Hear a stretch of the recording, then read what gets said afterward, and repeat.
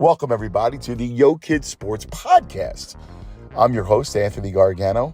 This is the podcast that surrounds everything youth sports. So I've covered pro and college sports, the highest level, and I have fallen in love with youth sports. I'm a big believer in sports for children. I just think it's such a great outlet and keeps them out of trouble, they learn so many great life lessons. So as we go forward with the podcast, we're going to be talking to a lot of different people in the world of youth sports. We'll talk to some professional athletes who have children of themselves. We'll talk about the journey of the athlete. We'll highlight some of the terrific youth sports athletes across the Delaware Valley and beyond. But really, we really wanted to try to give some advice to the parents. Listen, if you got a good story, good idea, please, like I said, hit me up and we'll get to Yo Kids Sports Podcast.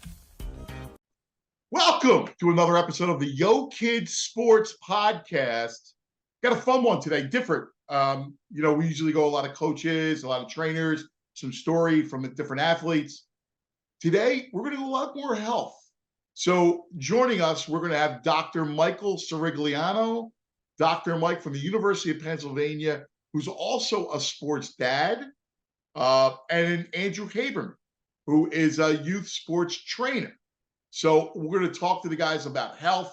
We're going to talk to them about do's and don'ts and really good advice. And as always, remember to subscribe on our YouTube channel. Just hit the button. It's free. Please do that because it helps really get us some good content and it helps grow our reach. And that's the goal here. Yo Kids Sports is about the kids, it's about parents, and it's about the love of sport. And we want to foster that. So please hit the subscribe button to our YouTube channel. And don't forget, we're presented by Primo Hoagies. Hey, this weekend, your kids do something good, go celebrate at Primo Hoagies. Check them out, primohoagies.com. And make sure we got lots and lots of good stuff right here always on the Yo Kids Sports Podcast. Welcome to another episode of the Yo Kids Sports Podcast. I'm your host, Anthony Gargano, sports dad. And I got to tell you, I'm so thrilled for our next guest. He is one of the best. He is a doctor. He is a sports dad, and he's just a dear friend from the University of Pennsylvania, Dr. Michael Cirigliano. We affectionately call him Dr. Mike. Dr. Mike! Cuz I love you. Oh my God, Anthony Gargano, that like one of the icons of the city of Philadelphia. I love you. I'm honored to be here. And look, we're talking about the most important job there is, being a dad and making sure that we're there and doing the right things for our kids. It's what it's all about. Yeah, and it's funny because you and I, we predate our own children, our own families. And, I've kind of watched you and, we've kind of lived this parallel life, with our kids. And it's the greatest joy in the world. Every day we thank God that, the God bestowed this gift upon us to have these children in this family. Well, some people have accused me of making up the fact that I have a family and kids because I work so hard, but the bottom line is I actually do. So I have a son, I have a daughter, and not only do I emphasize family and education, but you know what? Sports and athletics are so important to their development, not only from a physical point of view, but from a mental point of view. And that's why both of them, my daughter's into figure skating, and my son is into baseball. He's all about baseball. Well, listen, first of all, I knew that one of your children would be lacing up skates because people don't realize Dr. Mike is a great hockey player. Well, now look, we're going to talk about a couple of things here. And look, you know that I have a special place in my heart for hockey, and I took care of Ed Snyder when he was alive, and so hockey is a very, very big part of my background. I played hockey, and by the way, The commissioner sent me a letter when I stopped playing saying, thank you, because you were such an embarrassment to the sport. We appreciate you not playing anymore. But look, that being said, I love hockey. Both my son and daughter took skating lessons. It stuck with my daughter. But for my son, he basically was focused on one thing and one thing only, and that's baseball. So there you go. And don't forget, our Yo Kids Sports podcast is presented by Primo Hoagies. Listen, know what I've always said for years and years and years. It's not just a hoagie, it's a Primo. And this fall, whether you're tailgating, football, soccer, it's youth, you name it, make sure you got your Primo Hoagie party tray. Nothing like it for the big game. And speaking of football and the big game, this fall we're giving away a trip to Vegas to see the very big game to one very lucky, very deserving coach. So if you know a youth coach that you think deserves recognition for their outstanding dedication and passion, make your nominations today. PrimoHoagies.com. You can go directly mvc.primohoagies.com. Our most valuable coach promotion here at Primos. I love it. We got to shine some love, give some love to these youth coaches that spend their time, many of whom just getting an earful and no compensation. So they're the best. Nominate your favorite coach. Again, it's the Primo Hoagies Most Valuable Coach Contest. I love it. I think it's great. And who knows, maybe they'll get to see the birds at the big game. Wouldn't that be something? Well, I gotta get your lad in a cage. All right, I'm gonna tell you, I love it. It's awesome. First, let's just talk about the bonding before we get into the health and the mental piece of this. Just you as dad and bonding over baseball, because having the two boys who play multiple sports, watching them play is such a joy. It's also nerve-wracking because I don't know about you, but when your son's at when he's up to bat, you're dying. Like every pitch, like please get a hit, please get a hit, please get a hit. Yeah. I think the worst is pitching. Watching him pitch gives me chest pain. And look, I can handle any kind of, if someone passes out, I don't freak out. It's what I do for a living. If someone, keels over at a restaurant, but there's nothing more stressful than watching my son or my daughter do something, especially my son's a little older, and watching him pitch. And if he walks somebody, and then if they get a hit or whatever, I've never been a good spectator, because I want to be out there, like I want to do something, and I'm sitting there in my chair and I can't do anything, and that's what kind of drives me crazy. But you talk about a couple things that are really, really important, and no one knows how short life is more than I do, because I deal with life and death every single day, and I've been doing it for 30 years. When it comes down to it, at the end of your life, it's the legacy.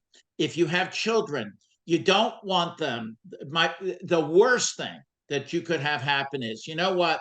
My father was never there for me. My dad was an absent father. He worked all the time, or he did this, he did that.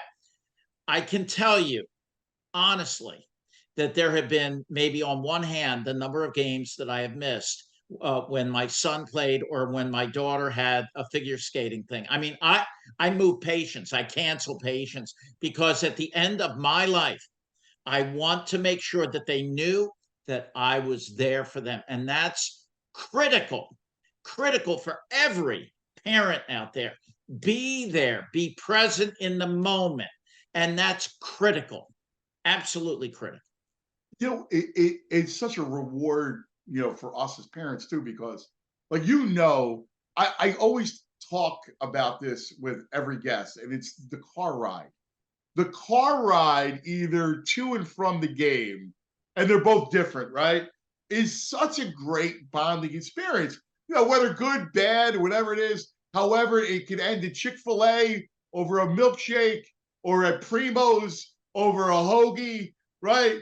But it's you guys bonding, father and son, father and daughter, right? We're bonding over these moments of life and sharing it with them.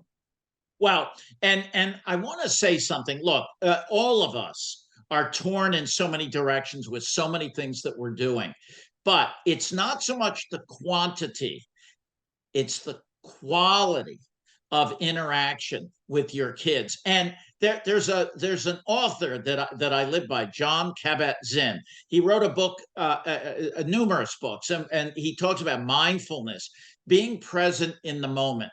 And if you're wrapped up in something and you're doing something else and you're not there, people know it. All right, you're looking at your watch or you're thinking about what I'm going to do tonight. You have to be present in the moment with your kids, and they pick up on that. And so you're right. Whether they go on the trip to the game, to the rink, whatever it is, you're there and you're talking to them. I talk to them about, it's a moment for me to give advice, to hear what they're saying, to hear what their concerns are, their fears, their anxieties. And since you brought up going to the event, my son listens to tapes.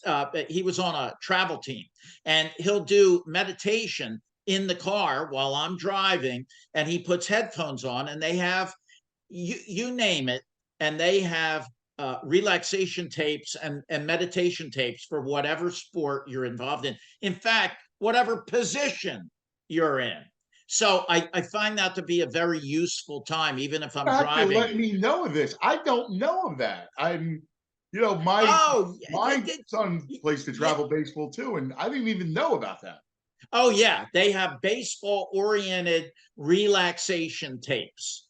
And you can have your kid listen to them, put the headphones on the way, because so much of every sport, no matter what it is mental, man. And if you psych yourself out, or you get all riled up, or you're distracted, you're not going to perform to the top of your level. Oh, that's fascinating. Where did you, it was a website, where did you get it? It's interesting. I just searched meditation tapes for baseball players. That's amazing. I didn't even know that existed. This is incredible. And listen, you know about the human brain. You understand about the mental aspect of it, both from an emotional standpoint and a clinical standpoint. That you understand this, and what's some of the maybe some advice for other parents about just kind of the emotional side of sports and activities for your kids? Well, as a parent, number one, you don't want to. I've seen some really ugly behavior at games with parents, and I want to go over there and have a little talk, if you know what. Like, look, okay, now I know that maybe you didn't make it into the major leagues. I understand that. Maybe you're not happy about something. Maybe work is a stressor. But the worst thing that you can do is to lay that on your kid. And, one of the things, and look, I adored my dad. I loved my dad with all my heart and soul. I was a musician, and he would kind of pick out the one note that I didn't do right, instead of focusing on how wonderful the performance was. So when my son is done playing baseball, even if he dropped the ball, I focus on the positive. And so that is so critically important as well, because look, the vast majority of our kids are not going to be in the NHL. All right. They're not going to be in the MLB. They're not going to play professional basketball. So you look at it as you said, a bonding time, a time to learn how important it is to accept failure. Because if you don't accept failure and you berate your kid, you're going to end up destroying that wonderful relationship that you have. And so that's not the answer. The key is to take failure and learn from it, to take success and learn from it, and teach your kids how to be good human beings and good productive members of society. And whether or not they're going to make it into professional sports, not of any consequence to me. You want them to be good and productive and people that can work with other people in a very good way, no matter what they do. And that's the take-home message. Yeah, I mean, team settings. I mean, you talk about it all the time. I mean, the life lessons of playing sports, not to mention, the staying out of trouble and keeping them occupied, all those little things. But the idea of, dealing with success and failure, like you say, dealing with other people, and not being, being team oriented and not being selfish, like that's one of the keys I think to today is that, I see a lot of kids, it's all about them. And you got to remind them that it's all about, it's good that you have your moments, but it's really about the team and it's about the collective. And it's great to be self and have success personally, but together is really how you can really get a lot of joy out of it too. Yeah, no question about it. And you don't want to take a real positive thing into a negative thing. And even if your kid is not at the top of his game, whether it be whatever sport, that's not the critical part. The critical part is being there with your son or daughter and growing from it and developing those memories and that relationship that will transcend sports, academics, and everything else. So let's talk about from an emotional growth standpoint, children, stressors. Like the one thing about sports is, and I've had this conversation with numerous parents, there is a lot of pressure. And I think the bigger sports has become, you mentioned travel, like some of the travel, baseball, like every sport. I mean, you're in these big tournaments. And sometimes we all forget that they're 10 years old or 12 years old. And there is a lot of pressure. Even the best parents who, aren't living vicariously through their children, you're going to have these moments where you forget they're like, there's a lot of pressure. What's some of the keys to help kids deal with the pressure? Or is that good for them to deal with the pressure at a young age in something that's not life or death?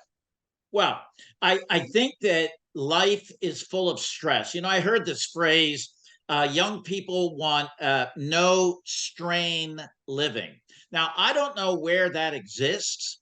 I don't think that if you're alive, cuz it's going to be a strain. There's going to be pluses and minuses. You're going to have times when you are under the gun.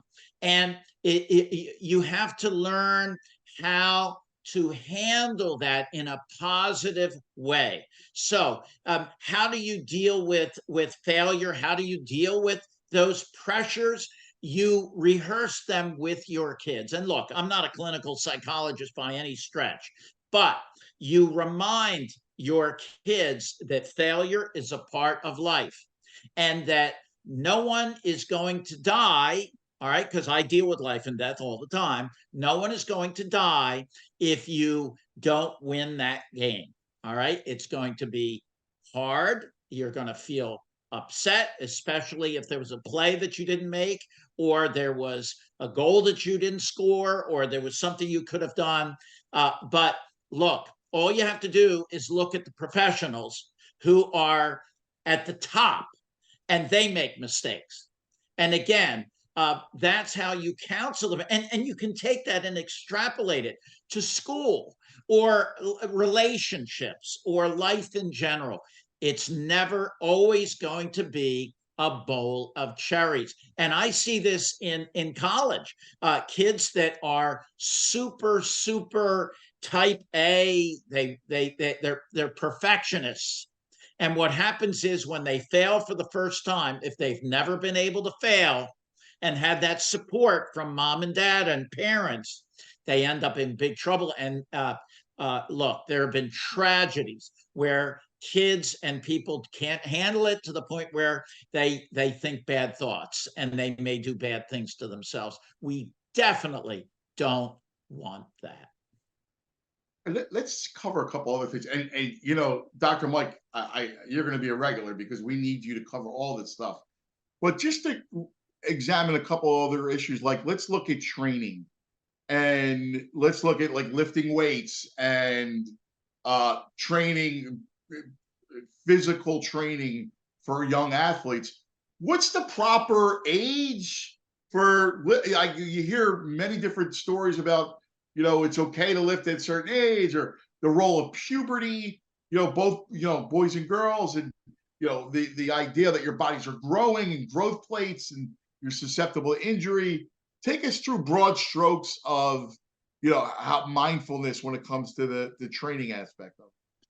Well, look, I'm an adult internist. I don't pretend to be a trainer, and I don't pretend to be a pediatrician. The bottom line is that you follow the advice of someone that you trust. And number one, that would be your provider, your pediatrician, especially with young people. You don't want them to start doing things excessively, especially while they're developing, while they're growing. Because if you do too much, you can cause injury. And the last thing you want to do is cause injury. And again, cuz you know this, I talk the talk, but I listen to people and I listen to experts. And if you listen to some of the people that have made it to the very top of their sporting career, professional athletes in baseball, for instance, many of them didn't play baseball all year round. They played different sports and they didn't develop overuse injuries. My son developed a Tommy John injury at the age of 13. And I thought that was only someone that was on the professional level that developed Tommy John injury. But that's not true. It's young people. My son is a left-handed pitcher. And so it took a good year of physical therapy to get him back on track. And now he's okay. But when it comes down to it, you have to be very careful with overuse injuries, and you don't want someone to be injured by something that is really good. And I think when it comes to weightlifting and things like that, you go with people that know what they're talking about. Your pediatrician, trainers that specialize in young people so that they don't get injured. You know, it's interesting. Your son had the Tommy John. You know, I've heard stories of parents actually forcing Tommy John surgery on their young pitchers because you gain velocity after the surgery. So there are parents who actually are getting Tommy John surgery for their kids as a preemptive move. I think, I mean, look, I find that to be excessive. Again, I'm coming from a point where I don't expect, I'm not forecasting, I'm not challenging my son or my daughter to make it to the Olympics or into the major leagues. I want my son and daughter to be as good as they can be. And that will carry on to whatever endeavor they do in life. But the fact of the matter is, you know, my son picked me as a father. I'm not 6'5". I didn't grow up with a father that was in the major leagues. You know, there's a lot of issues here. Look, if your son has talent, your son or your daughter that has talent, they will rise to the occasion. But to do things like that, where there is changes in the body, either through surgery or potential harm, I think is way over the top, and it's really not the way to go. It's just not. There's other things that they're doing too, which is a lot of reclassifying. So what they'll do is they'll have a kid go through 8th grade and then go to 8th grade somewhere else and then go to high school, so that they are a little more developed and advanced, because that kind of skirts the rules, and they call it reclassification. I'm telling you, we had a football game against a local school nearby. and it's 8th grade, and I thought we were playing Michigan. Like, like these kids were ridiculous. I mean, what is the end goal? What is the end game here? Yeah. What happens if and look, we could start talking about ergometric agents, ergogenic agents, enhancers, if you will. Forget about it. You don't want to do anything like that. I have patients, a lot of weightlifters, who have done things to themselves that have put themselves in jeopardy. It's not the right thing to do. And I would say anyone thinking about anything like that, forget it. It's not worth the risk. What about contact sports? And then, listen, I got 2 sons that play football. Yeah. And, again, thank God that there's been nothing serious, but we're, vigilant, right? And the coach is a good coach, a good coaching staff, the whole thing.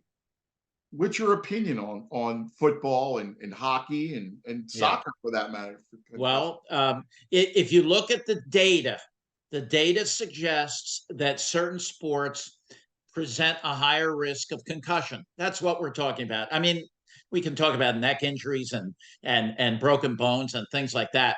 My major concern is chronic traumatic encephalopathy, CTE. That's where you have damage that occurs to the brain. Now, let's just break it down to real basics here, cuz. All right, your brain, which is extremely important to us, and for those like me who never would have made it into any kind of look, I stayed in school because I knew long ago that I wouldn't be getting paid much for my athleticism. So the bottom line is the brain was very important to me. The brain is in this sac and it's got fluid, right? And it is critical to how we think, how we act, how we live our lives, and how happy or sad we are. This is what can happen when you have that brain in that fluid sac and it's encased by a skull. So no matter what you do, you can put titanium in the front and the back. You can have shock absorbing material there. Anytime you have a sudden deceleration of the brain, you're going to have a slight movement of that brain. And if it's vigorous enough, it's called a coup contra coup injury. You have tearing of those little neurons, those fibers in the brain, and that leads to inflammation. And many people think that leads to what changes we see, chronic traumatic encephalopathy. That's why the NFL and many, now you have the blue tents, right? And they have concussion protocols, because the worst thing you can do is have a concussion and then have it occur again. And there have been studies showing that even in young people where they have done sadly autopsies on their brains, they have seen changes with chronic traumatic encephalopathy. And so I'm going to make a bold statement here. I love football. My son loves football, but I won't let him play contact sports where the risk of concussion is higher. Baseball, I love. Can it occur? Certainly. Can other injuries occur? But when it comes to risk, you have things like hockey and soccer and football, even cheerleading at the top of the list in terms of concussion risk. And so for my son and my daughter, I've made a decision. Look, you can play football, like tag football, things like that. But for my own family, for my children, because I have made I've kind of ascertained, and I've made a decision looking at their potential and looking at risk benefit ratio. The risk is here and the benefit is here in terms of my son and daughter doing anything, contact like that. So, it's interesting because we're on the opposite planes here, and the boys. So I look at it, and like and obviously you know best when it comes to this. And if there's any sort of head injury, that's it. Like now you need to go and heal before you could even think about playing again. Right. Uh, I do see a lot of benefits to, like, my Anthony. I've said this before, but I saw him hunched over. He was a little pudgy, and self confident was like not waning, but again, and he's in fifth grade. And then he starts to play football in sixth grade, and all of a sudden the shoulders are back, the chest is out, and there's an accomplishment, and he feels good about himself. And listen, he's not playing the NFL, right? So I'm not, there's no delusions there. But I think the sport and going through the physical part of the sport before they play the game, which is the physical activity, all the work that you put where there's no collisions and no, injury. Right. Having achieved that did him wonders. It comes down to having people know what they're doing. If you have coaches and trainers at that level that know what they're doing, they're going to reduce your risk. Now, look, can you get a concussion in a car accident? You better believe it. So all of those things that you mentioned are the pros, self-confidence, exercise, weight loss, being good, feeling good about yourself, and being part of a team. That's all wonderful. I'm just concerned that the risk of concussion is there. The risk of chronic traumatic encephalopathy is there, and it's an individual decision that you have to make. If you have confidence in your coaches and your players and trainers and how they are being taught to play the game. I mean, even though the NFL has all of these rules now, you still see, and maybe people agree with it, maybe they don't. You see hits where you worry that there was head-to-head contact, and no, you're right. You're right. You do worry. I worry. There was one last night in the Steelers Tennessee game. There was one, and listen. I feel you. I completely feel you. Let's broadly tackle. I know you're not a nutritionist, but what, like dietary stuff as for young athletes. What do you believe in? I mean, I know you as my doctor what I'm not allowed to have anymore. Look, when it comes to growing children, the bottom line is you don't want to do anything extreme.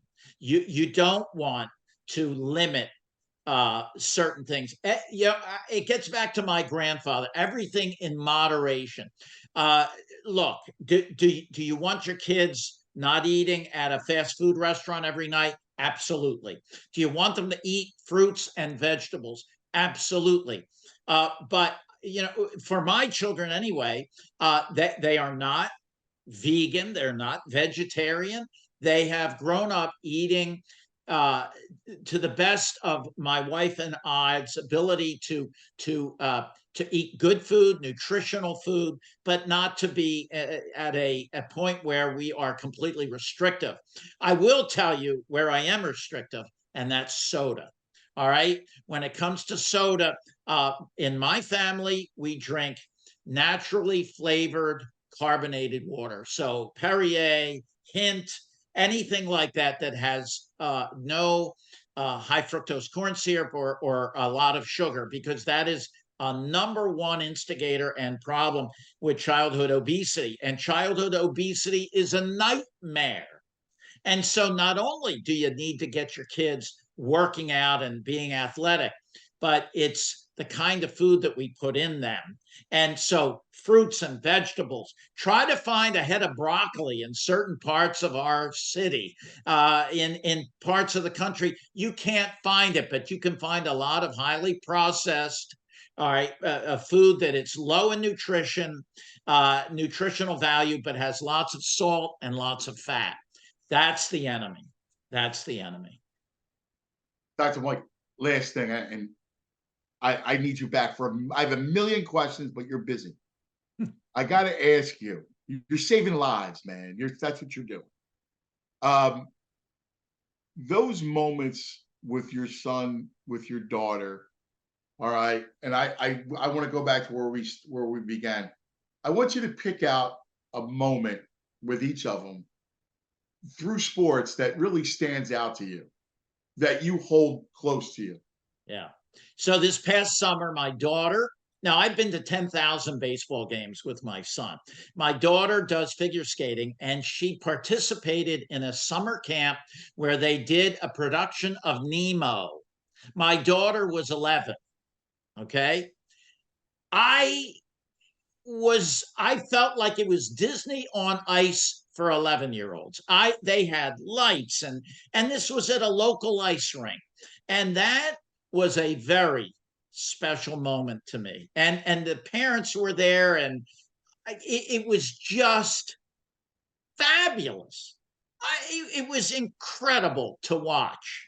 And I afterwards, I think we went out to lunch to take my daughter out. That was one of the days I took off from work because I was not going to miss that. And it was spectacular. With my son was on a travel team called Militia, the Militia. They were together ever since they were kids in Little League, and their last tournament was at either the Big Show or the Ripken Experience. Yeah. And I cried like a baby.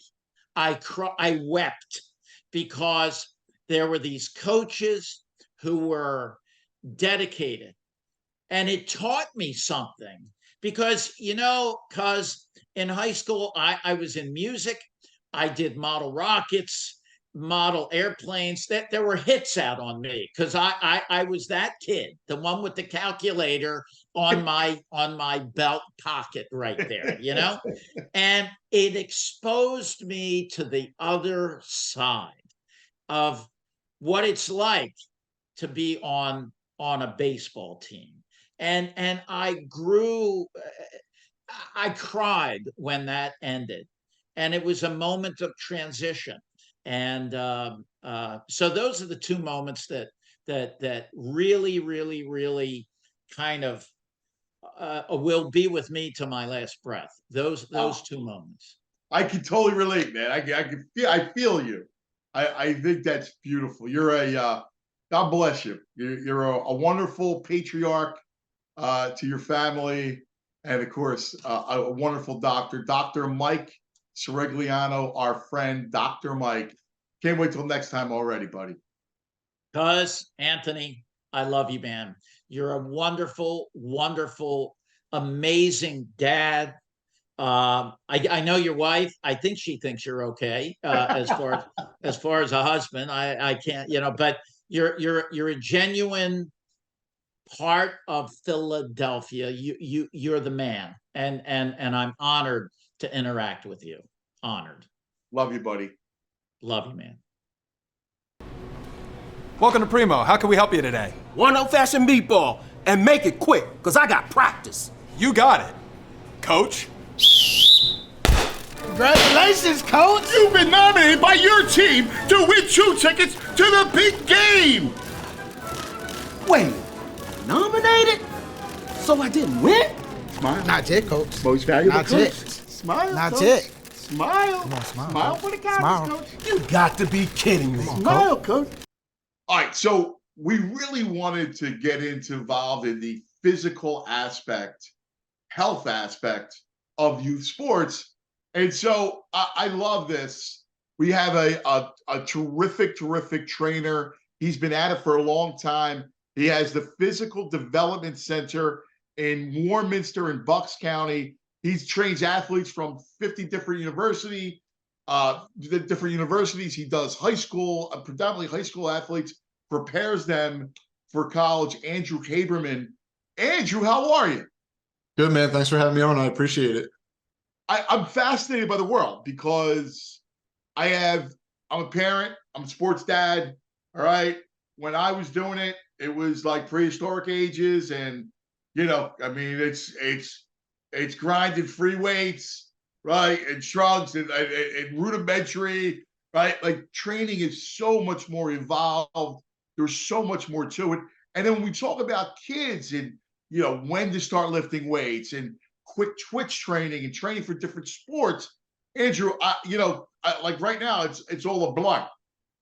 Right. Yeah. So kind of like you said, kind of what they did in the past compared to now. So even I graduated high school in 2006, and the only kids that really lifted were the football kids, right? So no one, even like the general kids, right? Nobody went to the gym after school. It wasn't a thing. But now, I mean, they're all doing it, right? Whether they're going to, the chain gyms just to go with their boys, or now if they're getting more serious into sports, they're actually in the gym, right? For more than just football.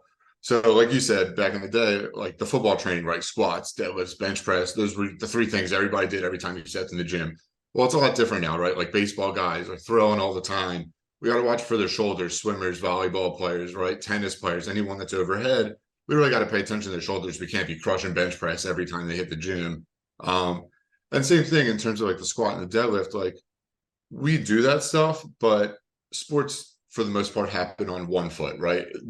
Unless you're a lineman, right, and you're going into somebody, there's very few times where you're on both feet at the same time in the sport. So just being able to add different, various lunges and just being able to, I guess the idea of lifting for sports has changed, right? It's not all about get big, get huge. It's move well first and then go on from there. So you talked about like what age should they get in on back then, right? Oh, don't lift before you're 12. It'll stunt your growth. Don't have kids lift. Yeah. That's not the case, right? As long as you're doing it smart, right? So, we have 8-year-olds come in for evaluations, and for them, it's getting them to move well, right?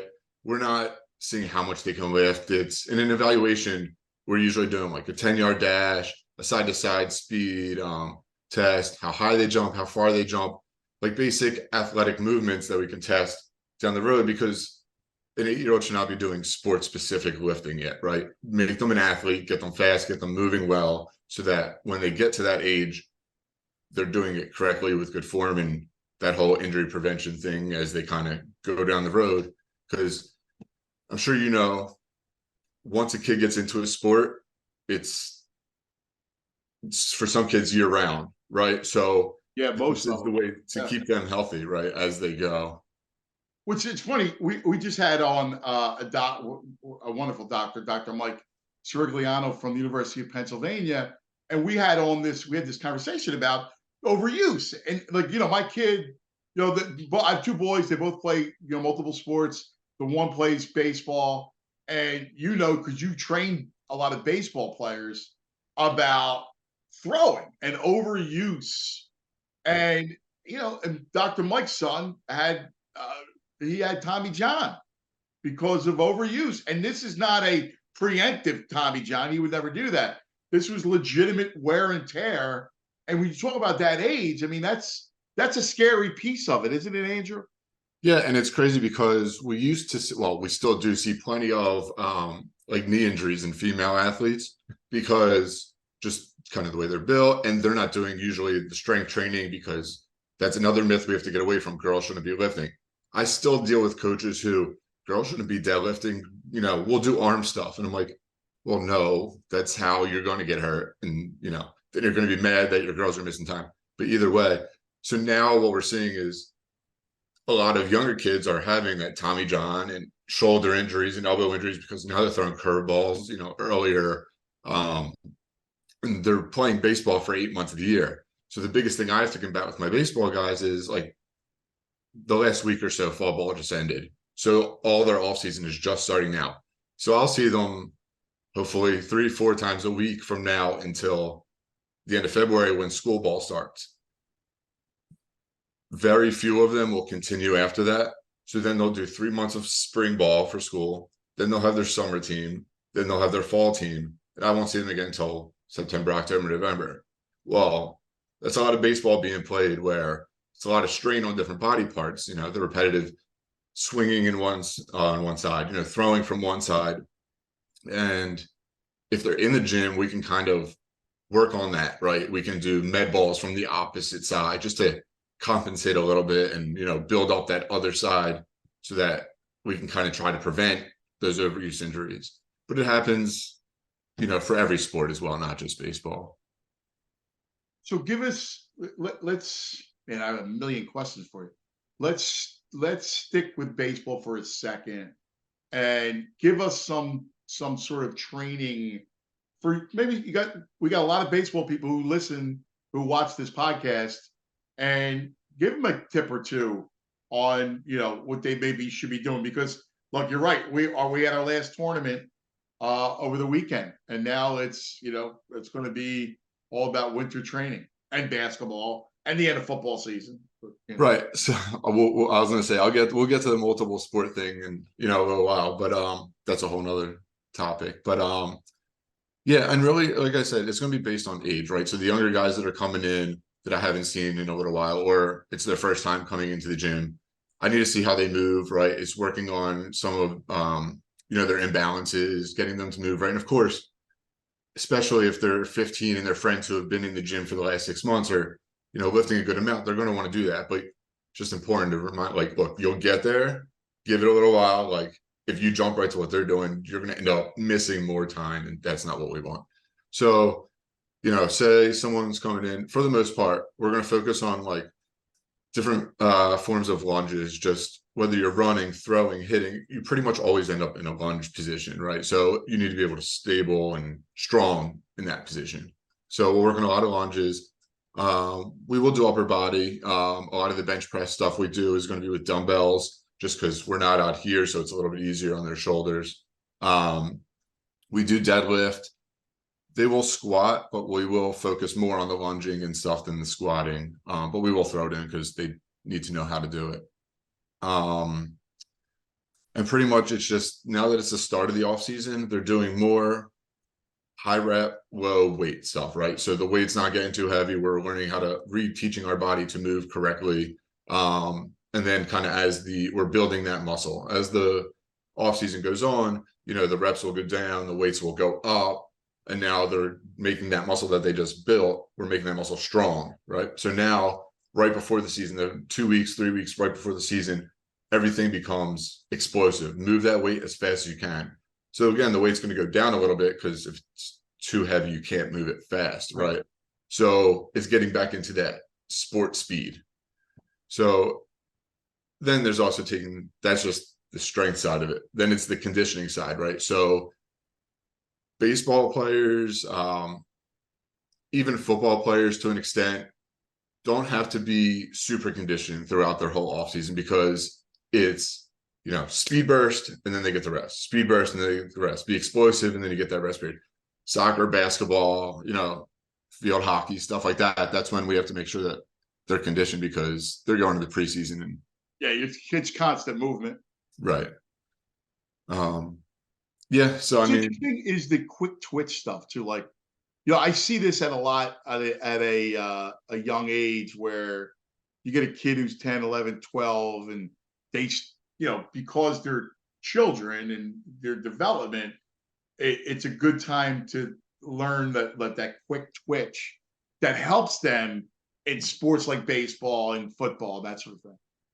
Yeah, for sure. And really any kid, right? So if there's kind of this, the spectrum, right? So on one side, you have a kid who comes in, big, strong kid, slow as hell, right?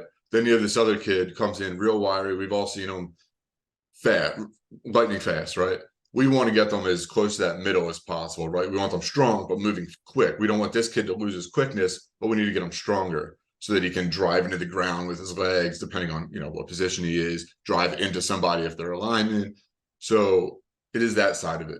This guy, obviously, we don't want to make him weaker by making him faster. We just need to, like you said, get that quick twitch. And that's kind of where the individualization comes in. A kid comes in for an eval. I see, okay, he's more towards this side. We got to kind of build him that way. What are some of the exercises that you would work on the quick twitch stuff? Yeah. Hurdles are good. We'll do box jumps, but it's more like reactive box jumps. Dropping down, learning how to land, and then re-exploding in a different direction. Regular box jumps, I mean, there's not many times in a game where you will jump off 2 feet and land on 2 feet.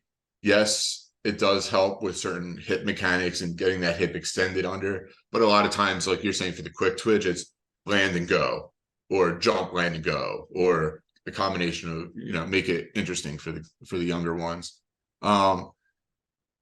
The ladder is more of like a continued warm up. It's like a low grade plyo. So if someone's telling you that it's helping with footwork, it's great to follow the warm up because it will get them engaged and get them to that next phase. A lot of kids come in, especially after school, they've just been sitting down for hours. They're all over the place, right? So the warm up, we get them engaged, and then if you want to add that stuff. So in a typical session, that's what we'll do, right? So it's a nice warm up. We get everybody engaged. We have a hoop up in the net. It's a big warehouse. So depending on what's going on in the gym, warm up, knockout is a great warm up, right? Because the competitive juices are flowing immediately. They're locked in, they're sweating, their heart's racing, good to go. So that was goal number one, was to get a hoop up in the net, or in the gym. From there, we're doing, like you said, like the plyos, the quick twitch, some of the speed mechanics that we'll do, the power moves. So whether it's like med balls, or we just got a new like cable system that works on explosiveness, stuff like that. And then from there, we'll go into the strength. Everyone has their own charts that they're tracking the weights, because you know what CRS is? Yes. Yeah, I have it pretty badly. Can't remember shit. So if someone says, "What did I do last night?" I don't know, man. Go check your chart. It says it there. But I believe in the chart. I thought it was something else. Full disclosure. The thing that I think is interesting when it comes to the chart. See, I believe in the chart thing because it's that internal, especially for young athletes, who it instills competitiveness. So you're trying to beat yourself. So I'm a big believer in that, as far as dangling that carrot and getting them to compete against themselves. For sure. And then they look back a year ago. What was I doing? Holy, I was only doing that. And yep. We still use paper charts in a folder in a file cabinet. There's tons of apps that we can use, but then their phones are out during workouts. Their phones are on the gym floor. Go put them away. Here's a paper and pen. I love that. That's great. Like, this way, their mind is not.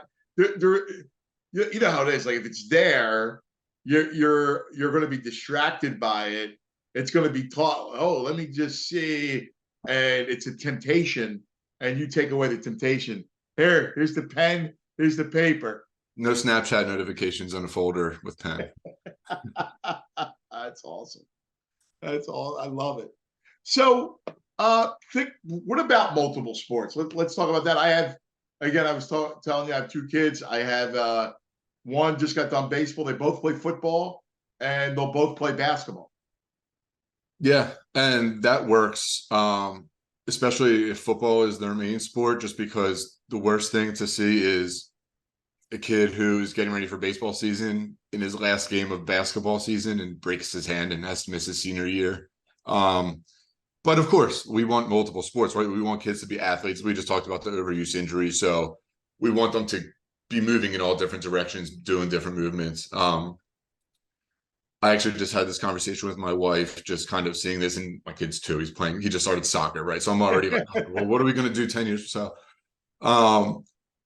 Multiple sports are great until a kid is really becoming serious with a sport. If he has a chance, he or she has a chance to play at a serious level, it's time to start training for that sport year round. And that's, for most kids, 16, 17, 18, right? So there's plenty of years to get that mix and match, find what they actually enjoy playing, not what their parents enjoy them playing.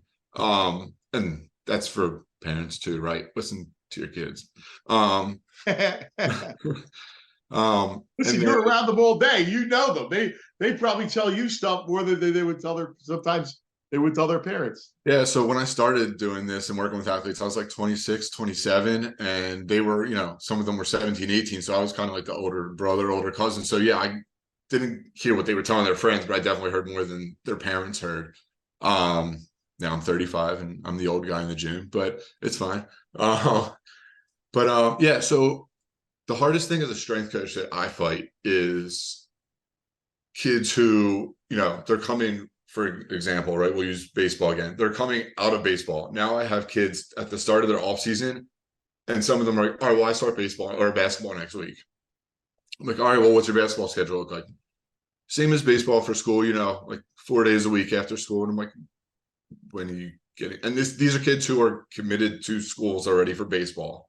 And I'm like, dude, like, you need to lift. Like, does that make sense?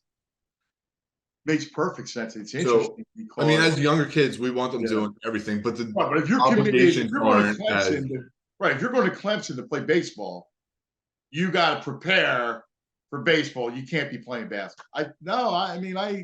I feel you. Especially you get the finger injuries, the hand injuries, the foot injuries in basketball, and you don't want to screw that up right before your senior year, where colleges are really watching you to make sure that you are their material, so to speak. Yeah. Yeah, it's interesting. And that you're right. Like you would say that would be what, sophomore, junior year of high school? Yeah, all the rules are constantly changing. So I know like for baseball now, it's like the August before junior year. So those who are looking at, the D1 schools tend to know sometime junior year. And yeah, I mean, at that point, if they're paying you to go to school there, like your job is now to train for them. I mean, because they'll just as easily say, hey, you know what? I saw you play. I think we're going to go with this kid now. And, it sucks. No, it happens. It's a business. No, you're right. Listen, and this is what, again, for the select few that can play at a Division I or Division II level, even Division III, guess what? God bless. You gotta, that is your job, and you gotta do what they say. And of course, school is still number one. You still have to go to class. Right. You still have to do your work and keep your grades up. So that, as a senior or junior, can add a decent load. So if you're doing that on top of going to practice and lifting and doing everything, you're going to wear yourself out. Yeah, give me some complementary sports. I had a great conversation today. Brian Boldinger and I do an NFL podcast, and Boldy and I were talking about Micah Parsons. And Micah Parsons was a great wrestler in high school. Yep. So football and wrestling, and Boldy said this, and I thought it was interesting and apt, which was it was about balance. And the wrestling piece really helped Micah's balance on the football field. Yeah, it makes sense. Staying low, the footwork makes sense. I mean, in terms of comparable sports, like I said, like if football is the main one, then they're going into basketball, that works, right? Because they're not risking getting hurt playing basketball to then start their football season. The hard part is if I have a kid who plays a sport, say football or baseball, where it's not super conditioned, like it's not running, all the time. Their job is, if they're a smaller kid who's trying to get bigger, and then they go play soccer or basketball, where it's a constant cardio sport. Now they're going to run and they're, burning everything off that they just lifted. They're going to come back after the season 10 pounds lighter, instead of if they were training, they could be, 15 pounds heavier or, Yeah. That's interesting. What do you recommend for, say, grade school kids, and then as you get older, 5th, 6th, and then you're at 7th and 8th, getting ready for high school? Yeah, in terms of lifting, or in terms of really everything when it comes to conditioning. Yeah, I mean, in terms when they're that young and they're not necessarily playing travel sports and the obligations aren't as demanding and expected of them, play as much as you can. I mean, I'm sure you were, how many hours a night were you outside playing any damn sport you could think of with your friends? It went from football to manhunt to basketball in the driveway, and we did 6 different sports in one evening, right? Oh, so the best. Yeah. Yeah, until the lights went out. We couldn't get it. Yeah. So it's more just go be a kid, right? Have fun, play the sports you like playing, like play the sports your friends are playing. Just find, because you're not going to know what you like when you get older unless you try it, right? So, we've had kids who their parents are set that they're going to be a basketball player, and then they go try football, and guess what? Now they're a football player. And you don't know unless, you try. And just be a kid when you're younger. As you get older, I mean, like I said, we have 8-year-olds that are, age appropriate lifting in the gym. So if it fits into the schedule and they like doing it, that works, right? Because it's going to down the road help them. Once you start getting to middle school, so like for the baseball kids, a lot of times they'll come over when they get to the big field, right? So when they're walking up, which is like 7th grade, that's when they'll start coming in to do the strength stuff. Yeah. And when they're starting out, we do speed and agility stuff, techniques and stuff like that. That's when parents come and sign their kids up for speed and agility, they think that in their minds, because this is what they grew up on, I want them running for an hour. Well, yes and no, but the biggest bang for your buck is going to be getting this kid moving well and getting them strong. So we're doing the speed technique and stuff like that, but really getting, like I said, getting them, and it's not 200 pounds on the deadlift bar. It's, build and work into it. And then that way, when they're getting into high school, and one of the things we had to deal with over COVID, which kind of had, I guess it settled a little bit. Kids were lifting with their friends in their basements, and that was not going well. Kids were hurting themselves, because no one was watching what they were doing. They were all competing with how much weight was going on the bar. Yeah, how many reps I did, like I did. Yeah. Yeah. So if they're starting early and learning how to move correctly, they're going to know not to be done when they're with their friends. They're going to know what feels right, what doesn't feel right, and how to do it. So starting them early is definitely a good thing, as long as the coach that you're signing them up with knows how to progress them, right? So and that's kind of the hard thing too, is a lot of the stuff is the same stuff over and over and over again for years, right? It's obviously we're changing reps, changing weights, how we're doing things, but the main things stay: lunging, deadlifting, squatting, forever, right? So kids see this cool exercise Alvin Kamara was doing on Instagram. Can we do this? I'm like, no, we can't do that. Why? If he's doing it, it's going to make me great. I'm like, no, deadlifting that bar will make you great. And it's funny. You're competing, you're trying to get them to focus. And then meanwhile, like you're right. Like I've seen a million of these things on Instagram, and everybody wants to be able to deadlift like Jalen Hurts. And you're like, listen, you're not going to be able to squat when Jalen squats. No. I have one kid who he's a senior now. He's committed to go play at Lafayette. He last offseason deadlifted 600 in front of me in the gym, but form's perfect. He built up to that. And then I said, all right, we're going to stop here for the winter. There's no need for you to really go above that. Then I find out the next week he, at his school lift, did 700 again. So apparently I had the exact same reaction of his dad. He's, well, your form was good, so I can only be so mad, right? So, but that's a kid who earned that right to attempt that, right? So, right, not everyone is Jalen Hurts. It takes years to build to that point. People think you see stuff on social media, and they want to do that. You're like, well, bouncing on a ball, juggling while a guy throwing stuff at you isn't going to have you squatting like Jalen Hurts, correct? Exactly. They'll watch that. We're focused on this. Hey, I got to tell you, I love this conversation. I got to get you again. I mean, this is really interesting. Leave us with this. Give us some advice for parents of young athletes, maybe a couple do's and maybe a couple don'ts that you really feel strongly about. Yeah. Couple of things is just consistency, right? And I mean, that sounds easy. Oh yeah, once I get in a routine, I'm good to go. But then, school takes over, practices take over. And as hard as it is to get into the gym during the season and stuff, it will make everything else just so much easier. You're not starting back from zero at the end of the off season or at the beginning of the off season. You're staying healthier than your teammates that you might competing for a spot, or the guy on the other side of the field or the court, because they're, I don't want to say being lazy, but they're not making it a priority to do that stuff. So be the one who's healthy, let the other people get hurt, and do what you got to do.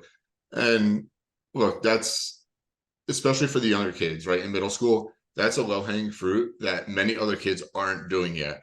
So get your kids lifting early with someone who knows what they're doing. And don't be afraid to like ask questions. If you're interviewing a coach, right? They're going to be in control of your kids, physical future, so to speak. So don't be afraid to ask questions. Ask why they do things. How long have they been doing it? Stuff like that. For kids, this is directly at kids. Sleep is a steroid for you, right? People think recovery is all the fancy stuff, the massage guns, the foam rollers, the fancy toys. Eat a ton of food until your parents complain about the food bill, and sleep as close to 8 hours a night as you can. Get off YouTube, get off video games. Sleep is a steroid. You want easy stuff that your teammates aren't doing, your friends aren't necessarily doing.